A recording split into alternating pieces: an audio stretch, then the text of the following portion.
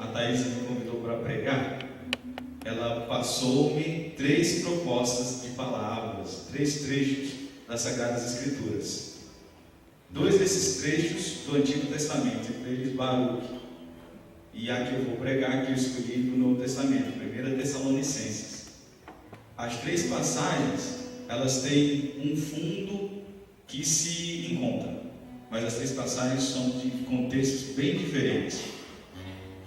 Eu escolhi Tessalonicenses porque Tessalonicenses é uma palavra já muito conhecida de nós todos, e que nós podemos, nas palavras do apóstolo Paulo, tirar muitas lições para a nossa vida dessa passagem.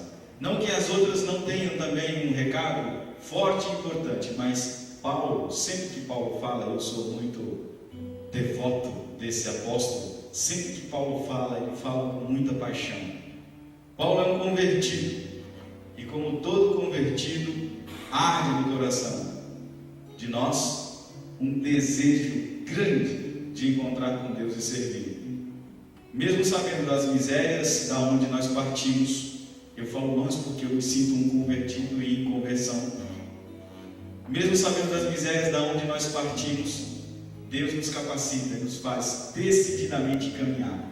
Por isso eu gosto do apóstolo Paulo, por isso eu gosto de suas palavras, e por isso eu quero partilhar com vocês um pouco da experiência com esta passagem que foi escolhida no núcleo desse grupo. O título da película que nós vamos ouvir é A Vigilância Aguardando a Vinda do Senhor. A vigilância aguardando a vinda do Senhor. E quem tem a Bíblia está 1 Tessalonicenses 5, versículos 1 a 11. O Filho do Céu, quando escolhe uma passagem bíblica para refletir, ele sempre escolhe uma passagem bem grande, porque é para pegar tudo que tem ali, não é? Tá certo. Vamos ouvir e depois vamos conversar um pouco sobre isso. Pedir que a Santíssima Trindade, Deus, Pai, Filho e Espírito Santo, capacite-nos a ouvir esta palavra e levá-la para o nosso coração. E quando levarmos para o nosso coração, torná-la vida na nossa vida. No tocante ao tempo e ao prazo, meus irmãos, Paulo falando, e Paulo fala sempre com carinho, Paulo fala sempre com fraternidade. Paulo nunca se põe acima da comunidade, só quando ele vai dar aquela puxada de orelha na comunidade. Mas ele tem uma pedagogia interessante. Ele chega, meus queridos amigos, meus queridos irmãos, muda. Ele chega, bate, dá uma acolhida, depois bate. Paulo é sempre assim, mas ele sempre começa fraternalmente. No tocante ao tempo e ao prazo, meus irmãos, é escusado escrever-vos, porque o dia do Senhor virá como ladrão noturno. Então, o título é A Vigilância Aguardando a Vinda do Senhor. Para nós entendermos o que é isso. De que dia Paulo está falando? Daqui a pouco a gente continua a leitura. Que dia é esse que Paulo está falando? Dia do Senhor. E é um dia aguardadíssimo pelas primeiras comunidades cristãs, tanto que uma heresia nasceu nesse aguardo do dia do Senhor. Tanto que algumas pessoas interpretaram que o dia do Senhor já foi, então não preciso fazer mais nada. Mas para aqueles homens e aquelas mulheres a quem Paulo se dirigia, o dia do Senhor ainda não havia acontecido. E eles estavam neste aguardo, o dia do Senhor. Que dia é esse? O dia que o Senhor prometeu voltar. O dia da manifestação plena do Cristo ressuscitado a todo crente, a todo fiel, a todo homem e a toda mulher que deram a sua adesão pessoal ao projeto de Deus revelado em Jesus Cristo. O dia da parousia, da segunda vinda do Senhor. Eles aguardavam ansiosamente, pois eles eram perseguidos, e a perseguição que eles sofriam fazia deles homens e mulheres muitas vezes temerosos de morrerem, isso mesmo, perder a vida imediatamente, coisa que hoje em dia nós não temos mais esse medo, coisa que hoje em dia a gente já se desarmou, já muitas vezes relaxamos, e até mesmo na vida da fé, Coisa que hoje em dia nós não temos mais tanta preocupação no dia da vinda do Senhor. Coisa que hoje em dia, quando nós ouvimos falar da vinda do Senhor, nós imaginamos, vai ser lá na frente. Então eu posso fazer tudo, e o que essa comunidade interpretou foi isso também, daqui a pouco nós vamos ouvir. Então eu posso fazer tudo o que eu quiser, do jeito que eu quiser, pois no dia do Senhor Ele vai me perdoar. No dia que o Senhor voltar, Ele vai me perdoar. Ele vai nos perdoar. Ele quer nos perdoar, melhor dizendo. Mas Ele também quer a nossa participação. Mas Ele também quer a nossa adesão. E esse dia acontecerá com um ladrão noturno. Se o ladrão visita lá o seu sítio, ele avisa o dia que vai. Se o ladrão visita lá a sua casa, ele avisa o dia que ele vai. Ele chega de supetão, de improviso. A minha casa lá em São José já foi assaltada alguma vez. E só depois do assalto é que meu pai e minha mãe, dessas experiências de perda, é que os meus pais, que nós naquela época, nos precavemos. Aí colocou o sistema de alarme, colocou aqueles trem que dá choque, matava os passarinhos tudo lá, as pombas, colocou aqueles trem que dá choque e tal. Por quê? Porque o ladrão passou e disse oi alguma vez. O dia do Senhor é como um ladrão noturno, sem aviso, de improviso.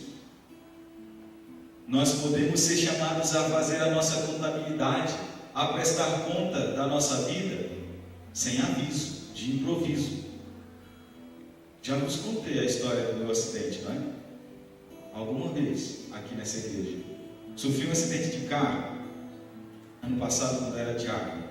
E aquele acidente me fez pensar muito mesmo na minha vida. Por quê? Em questão de alguns segundos, uma vida se vai. Em questão de alguns segundos, nós podemos ser chamados a prestar contas. Estava eu muito faceiro, tocando a minha vida, estudando, tirando notas boas, era tempo de provas finais, estava tranquilo, as notas bombando e tal, mas nós fomos convidados para uma reunião lá em Lavras, Minas Gerais. Todos os diáconos teriam que ir. Eu, o diácono José Henrique e o padre Moacir fomos no mesmo carro. Fomos atrasados porque a gente tinha um monte de coisa para fazer e porque a vida tem que andar, nós temos que fazer acontecer. Entramos naquele carro e fomos. Em determinado período da viagem paramos para almoçar, conversando sobre a vida, brincando como a gente brinca sempre, como a gente brincava sempre antes de chegar no carro, falando que o padre ia roubar o carro vizinho, que era o carro preto do lado dele, ele queria entrar no carro zero e deixar o dele. Aí a gente brincou, vai roubar o carro? Demos risada, entramos no carro e fomos. Entramos na Dutra, 20 minutos de caminhada e o carro capotou. Capotou 5 vezes. 3 vezes. 5 com a última que parou. E o diácono José Henrique,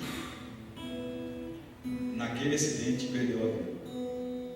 Ou entrou na vida. Naquele dia. Um dia como qualquer outro. O ladrão. Essa é a imagem desse ladrão noturno. De improviso, podia ter sido eu, podia ter sido o padre Moacir, mas naquele dia foi o dia que o diácono José Henrique entrou na vida ou foi prestar contas da sua vida. E o interessante é que foi assim: nós colocamos o cinto, ele estava de cinto, tirou o cinto 5 minutos antes, porque disse: eu quero dormir. E o carro capotou e o Henrique dormiu para a vida eterna. E acordou em Deus. Essa é a minha fé. Meus irmãos, o dia do Senhor é como um ladrão noturno. Um dia que nós podemos ser chamados para prestar conta da nossa vida. Então, o que nós estamos fazendo com ela? No dia do velório do Padre Léo, Tarcísio, que vocês conhecem tanto da Canção Nova, as palavras que mais me chamaram a atenção foi do bispo que pregou, Dom Wagner, foi: não importa o dia que você vai morrer, não se preocupe muito como você vai morrer, se vai doer, se isso, se aquilo. Não importa como você vai, quando você vai ser chamado para prestar contas, porque essas coisas têm que existir também. Deus é bom, misericordioso, mas é justo. O que importa é como você está vivendo a sua vida. O que você está fazendo do dom que Deus te deu. O dia do Senhor é como um ladrão noturno. Prestemos bastante atenção nessas palavras de Paulo. O dia do Senhor é como um ladrão noturno. E Paulo vivia a vida dele, sou eu que estou dizendo, leia as cartas paulinas. E Paulo vivia a vida dele como se fosse cada dia o último, intensamente, cheio de coragem, cheio de fé, cheio de amor, rico em misericórdia, mas também em justiça. Quando nós ouvimos as palavras do apóstolo Paulo, a gente se encanta de cara. Paulo tem aquela passagem aos Filipenses que fala: não importa o ponto a que chegamos, o importante é prosseguir decididamente. A gente ouve isso e diz: ah, que maravilha, mas nós nem imaginamos o que ele passou na vida dele para ele dizer aquilo. A mesma coisa, nós nem imaginamos o que ele passou para ele dizer essas coisas aqui, ele está dizendo aqui à comunidade. E o dia do Senhor está próximo também. Vivamos a nossa vida cuidando bem dos dons que Deus nos deu, cuidando bem desse dom maravilhoso que é a nossa vida, prestando atenção no que nós temos feito com o nosso corpo, prestando atenção no que nós temos feito com aquilo que Ele nos deu de graça, que nós devemos devolver a Ele, na graça e por graça, pois não estamos sós, o Espírito Santo nos conduz. E vamos continuar nossa leitura. Quando as pessoas disserem paz e segurança, então lhes sobrevirá repentinamente destruição, como as dores sobre a mulher grávida, e não poderão escapar. O que Paulo está dizendo com isso? Quando nós acharmos que com a minha força, com o meu powerful, com o meu poder, eu posso tudo, eu sou o dono de mim mesmo, eu me basto a mim mesmo, aí sobrevirá as dores como a mulher grávida. Com as nossas forças nós podemos sim muitas coisas, com os nossos talentos, com os nossos dons, com a nossa fala. E como é bonito alguém que fala bonito, né? Que fala eloquentemente, que cativa, que atrai as pessoas. Nós podemos muitas coisas com os dons que Deus nos deu, mas não podemos tudo. Especialmente quando nós nos esquecemos quem nos deu esses dons.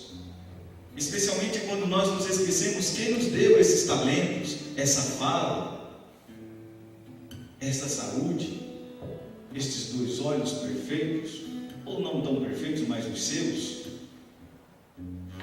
Quando nós nos esquecemos a quem nós pertencemos, e aqui está a grande questão.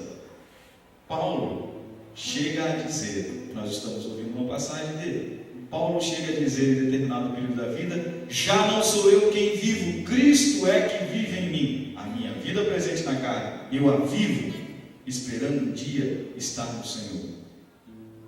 Pertencemos ao Senhor. Quando nós recebemos o batismo, nos foi dado um dom especial, a adoção filial ao Pai. Somos filhos desse Deus amor. E o filho pertence ao Pai, está sob os seus braços, está sob o seu cuidado. Quando nós nos esquecemos e nos declaramos independentes, eu posso tudo, aí que o perigo chega à nossa porta. Aí que nós arriscamos a também passar por esse momento das dores da mulher sofrendo o parto. Vós, porém, meus irmãos, não andeis nas trevas, de modo que esse dia vos surpreenda como ladrão, pois todos vós sois filhos da luz, filhos do dia. Não somos da noite, nem das trevas. Portanto, não durmamos, a exemplo dos outros, mas vigiemos e sejamos sóbrios. Quem dorme, dorme de noite. Quem se embriaga, embriaga-se de noite. Nós, pelo contrário, que somos do dia, sejamos sóbrios, revestidos com a couraça da fé e da caridade, e do capacete da esperança da salvação. Aqui está a nossa roupagem, como diz lá no sul, a nossa pilcha. vestidos da fé, vestidos da caridade. E Paulo vai falando essas coisas não para nós sermos melhores que os outros. Nós não somos. O Papa Francisco uma vez disse, entendam bem o que o Papa vai dizer agora, das palavras do Papa. O Papa Francisco uma vez disse assim: o cristão católico que vai à missa sem consciência de que é pecador não devia ir na missa. Mas como? Ele não quer perdão, porque não tem consciência de que é pecador. Então quem não quer perdão também não perdoa, porque não experimentou, não fez essa experiência maravilhosa de dar a sua misericórdia, ou seja, tirar do seu coração e oferecer para o outro a vida, o perdão. Aquele cristão católico que se sente sem pecado, ele está um pouco enganado, ou um tanto enganado. Mas aquele que vai à missa, sabendo-se pecador, tendo essa consciência de que precisa melhorar a sua vida, de que precisa se transformar, este pode, com certeza, compreender o mistério pascal, compreender a entrega de Cristo na cruz, pois na missa nós celebramos justamente isso, o mistério pascal, a entrega de Cristo pelos nossos pecados.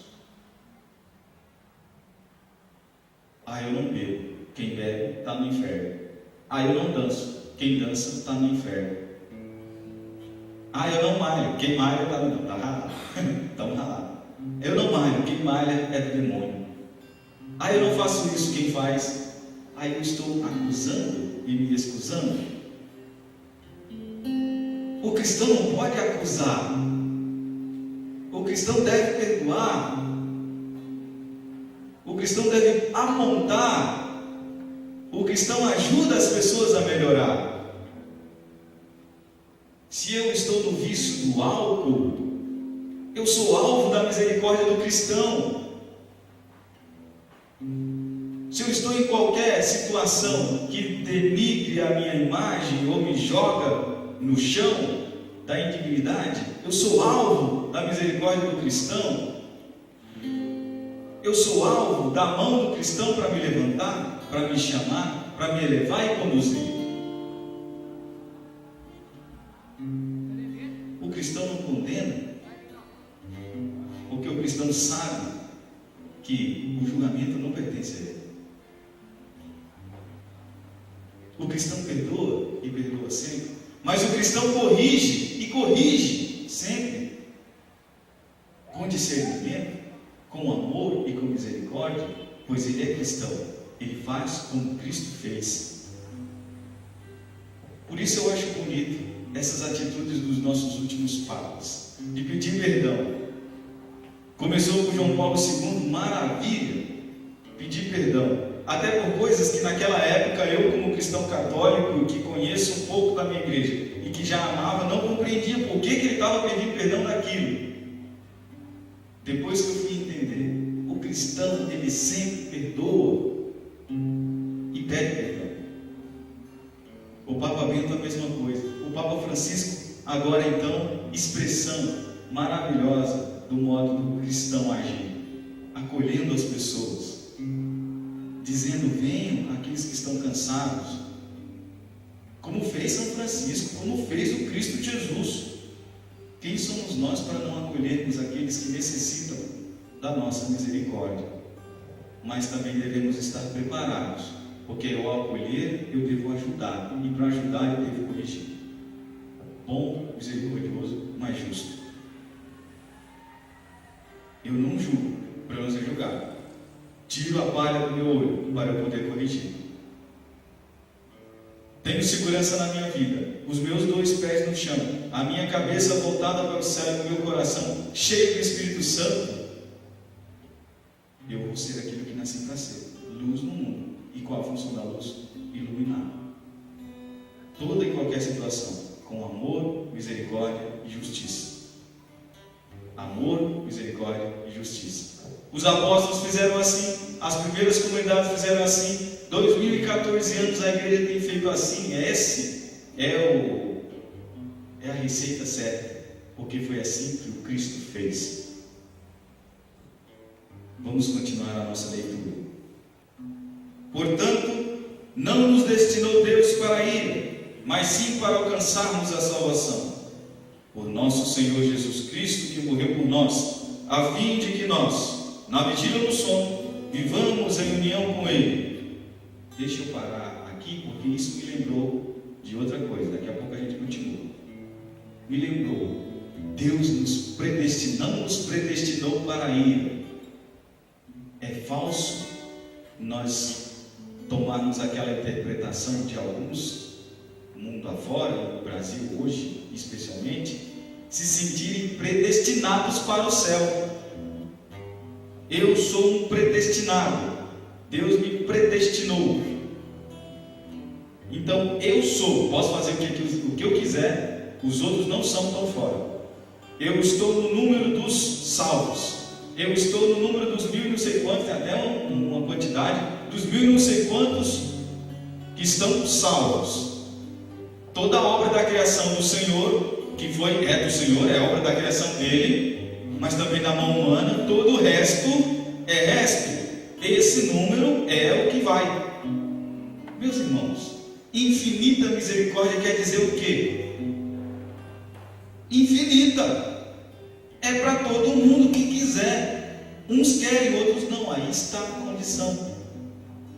Quando você abre o seu coração e deixa Deus ser Deus em sua vida, a graça acontece. Mas quando a gente escolhe fechar as portas da nossa vida, como a graça vai acontecer? Deus nos predestinou, se a gente assim pode dizer, para amar, pois aí o amor nos liberta, o amor nos faz misericordiosos, o amor nos faz justos, sem escolher condição para ser justo, sem escolher a quem eu devo ser amoroso, mas amar a todos, e até mesmo aqueles que menos nos são agradáveis. Pois que vale eu amar o meu amigo se ele já me ama? Que recompensa bela é amar aquele que não me ama tanto, amar o inimigo que não me ama. E nós somos convidados a amar a todos, a todos. Pense aí, quantas pessoas você não deve mirar o seu coração para amar. Amar a sua namorada é fácil, amar o seu esposo é fácil. Agora amar aquela pessoa que te ofendeu, que te deu uma bofetada, é cristão. Lembra do Senhor, no seu julgamento, diante de Pilato, diante do sumo sacerdote? O soldado do templo vai dar uma bofetada na face. Ele podia ter baixado a cabeça e ficado dividindo, mas ele olhou para a pessoa com um olhar firme e disse: se eu falei alguma coisa errada, me diga onde. Agora, se eu não falei, por que me bate? Olha como é o amor justo do Senhor. Se você falar alguma coisa errada, o mundo vai apontar. Se você fizer, jovem, carismático, católico, uma coisinha assim errada, chama mais atenção do que a multidão de coisa boa que você fez. Mas isso não é motivo para você desanimar no seu caminho, no seu trabalhar pelo bem. É motivo de você trabalhar mais ainda, de você fazer mais bem ainda, porque para o cristão, olha aí, o mal com o bem se paga. Somos contraditórios? Não, somos verdadeiros. Seguimos a Jesus Cristo, que fez assim e deu a sua vida por nós para nos resgatar. Paulo entendeu isso. Pedro, caindo e levantando, as apalpadelas, entendeu isso. A igreja está entendendo isso. A cada passo que dá, com Cristo no coração, com Cristo como cabeça, está entendendo isso. Nós que somos igreja, vocês jovens, são convidados a entender esta palavra que o Senhor te dirige e voltar ao amor. e voltar àquele primeiro amor que te chamou a estar aqui nessa noite. Aquele amor que te resgatou. Não sei qual foi a sua experiência, mas você sabe qual foi a sua experiência de encontro com Cristo. Revista-se de novo com a couraça da fé. Revista-se de novo com essa armadura de Deus, como nós vamos ver no Efésios, na carta aos Efésios de Paulo. Deixe que o amor faça morada no seu coração. E o amor aqui, nessa passagem da Bíblia de Jerusalém, ele troca por caridade a palavra. Deixe que a caridade transborde no seu coração. Seja o que você nasceu para ser, filho do céu, filha do céu. Consolai-vos, pois, e edificai-vos mutuamente, como já fazeis. Consolai-vos, pois, e edificai-vos mutuamente. Meus caros irmãos e irmãs, vocês são responsáveis uns pelos outros. A nossa fé, ela não nos encarcera no nosso pequeno mundo, mas ela abre os horizontes do nosso mundo, abre os horizontes que estão à nossa frente, para nós vermos quantas pessoas estão ao nosso redor e como eu posso ajudar, sem condenar, ajudar, elevar, amar. Mas se a pessoa não quer, aí você deixa que é o processo dela. Mas insista enquanto você puder insistir.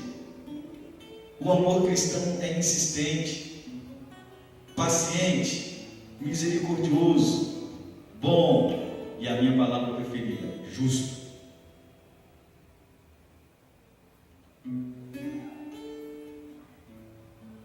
Justo. Paulo entendeu a justiça de Deus no seu processo de conversão.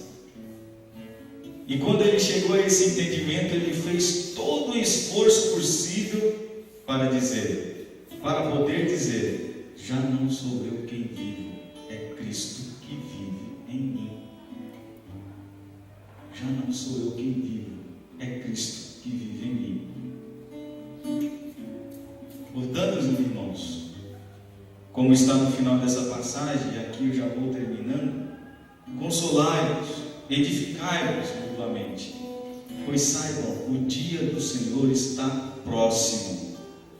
O dia do Senhor está próximo. Convertei-vos. Lembra do grito do João Batista no deserto? Qual que era o grito dele no deserto?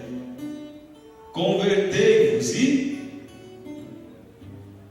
creio no Evangelho? Não, mas ainda nem tinha Evangelho. Convertei-vos e... Qual que era o grito de João Batista, gente? O que é isso?